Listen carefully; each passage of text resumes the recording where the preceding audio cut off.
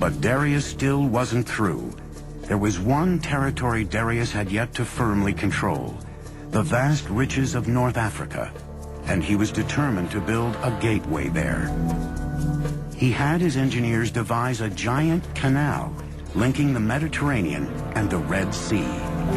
Everyone has heard of the Suez Canal, but how many have heard of Darius's canal? What Darius did was build an east-west canal that was 130 miles long.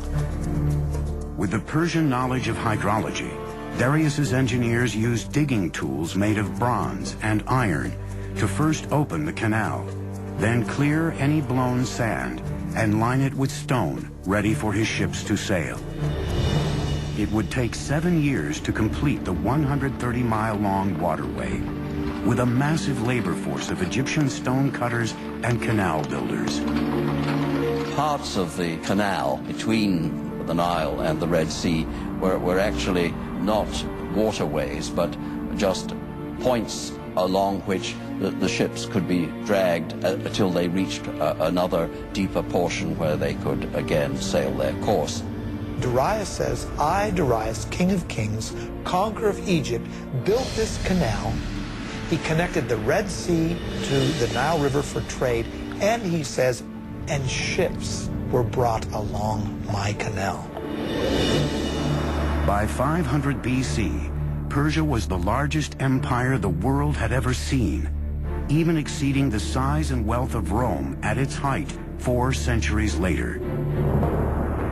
Persia was invincible, and its appetite for conquest was beginning to frighten an emerging power across the Mediterranean, the city-states of Greece.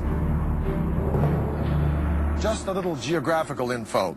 That big body of water out there is the Black Sea. This thin body of water here is the Bosphorus Strait that connects the Black Sea to the Mediterranean. So I'm standing in Asia, or Asia Minor, if you will, and that land over there is Europe. Now, in 494 BC, Darius put down a revolt from some cities on the coast of Turkey. But this revolt had been supported by Athens, so Darius wanted to teach Athens a lesson. He was going to march on Greece and attack that city. But how is he going to do it? He's got to go across the sea. Well, he takes a bridge of boats, pontoons, if you will, and lines them up from that point to that point and marches an army, so Herodotus says, of 70,000 men across the sea to attack Greece. Amazing.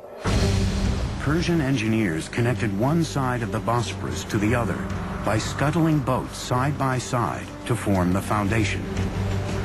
Then they built a highway across the top, linking Asia to Europe.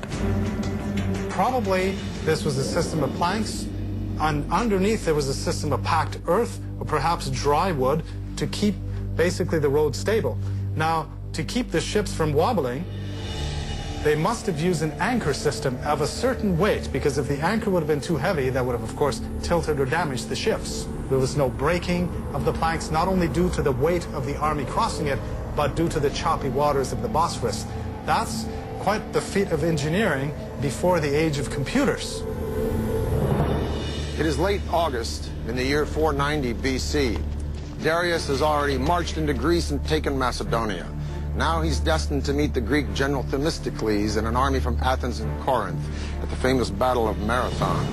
The massive army from Persia numbers 60,000 or 140,000, 250,000, depending upon the propaganda you read. Suffice it to say, the Greeks are outnumbered 10 to 1. Their only recourse is to send for reinforcements. So the legendary runner Philippides runs from Marathon to Sparta, a distance of 140 miles in 2 days, hence the name of the race, Marathon.